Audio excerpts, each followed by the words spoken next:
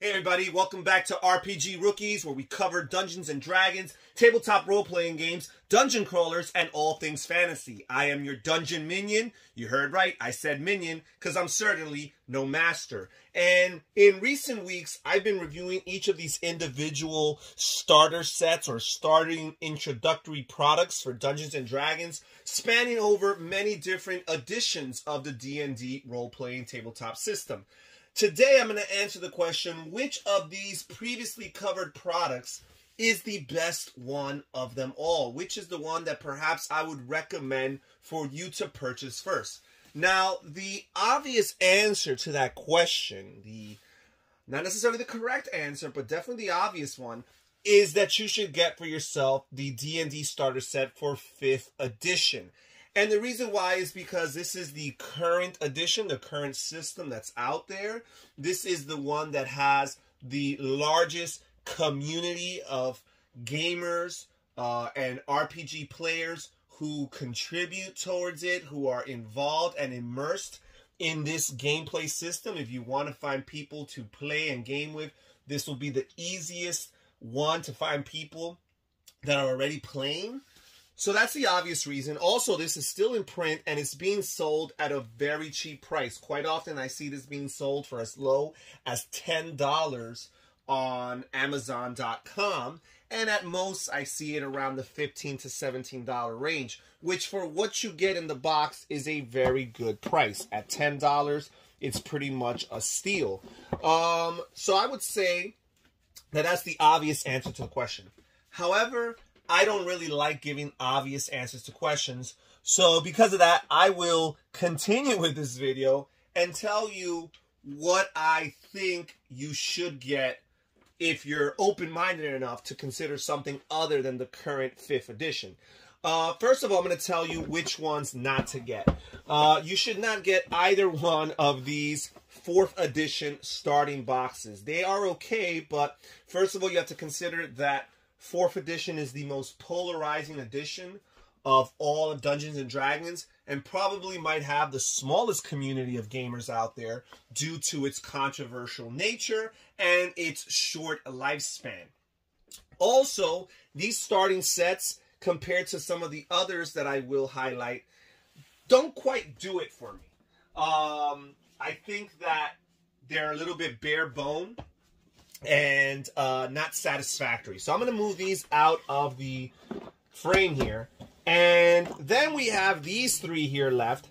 And I'm going to say, and you could actually see it from the camera, you could see how much taller these 2 boxes are than the one in the middle. I'm going to say that I'm going to also disqualify the Dungeons & Dragons adventure game, The Adventure Begins Here introductory box, which is based on Dungeons & Dragons 3.0. Now 3.0, also like 4th edition, I'm not sure there is a community of people that strictly play 3.0 because 3.0 was later on replaced by 3.5 and also had a very short lifespan. So we're going to disqualify that here. And now we're left with these 2 here. We've got the basic game, which is for 3.5, and we've got First Quest, which is for Advanced Dungeons & Dragons 2nd edition. Which of these would I recommend? I'm probably going to have to lean towards D&D Dungeons & Dragons, the basic game. And the reason why is because it comes with tons of miniatures. The 2nd edition here, they had like 2 editions of this set here, comes with 12 already painted miniatures. If you're able to get a copy of the 1st edition of this, I believe it came up with 16 miniatures included. And among them, it includes a big, large dragon miniature, which is really cool. My copy does not have the dragon miniature. I did purchase this used, and the seller did not have the dragon set to go with it. Now, the caveat I must give in my recommendation is, in order to get these starter sets, you need to find them for a good price. You should not pay an arm and a leg, because then again, we would have to go back to my obvious answer of just getting the starter set. However, even if you get these in good condition and at a good price, you're never going to get them for as cheap as the starter set for the 5th edition, but there's a good reason why. And as I mentioned, this here comes with so many miniatures for your characters and for some of the monsters that you're going to have to deal with.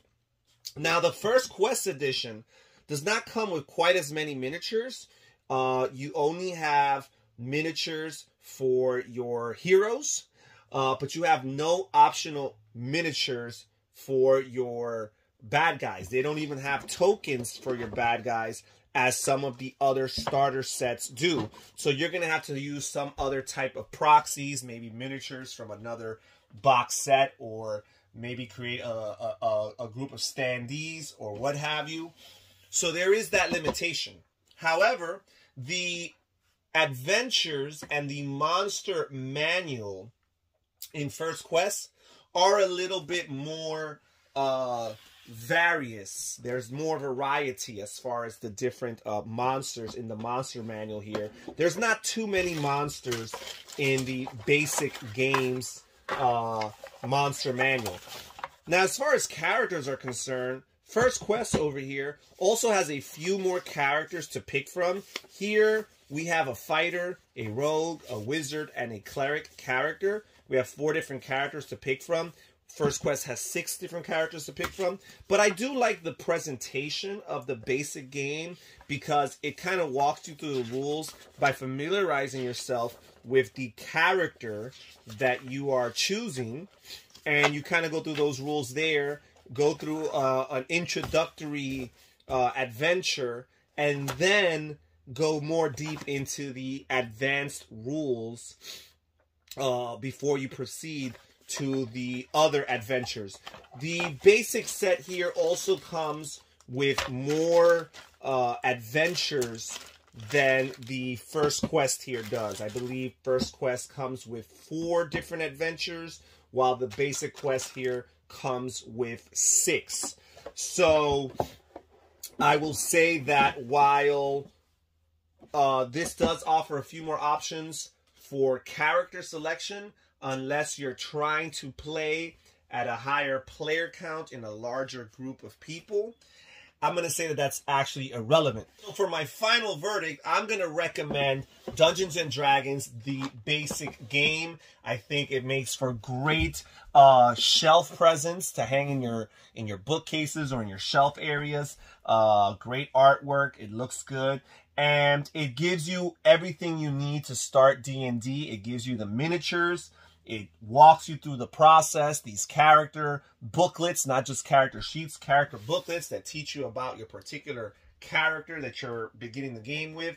And it comes with these pre-painted miniatures that you kind of can't put a price on. They add so much flavor and ambiance to the game.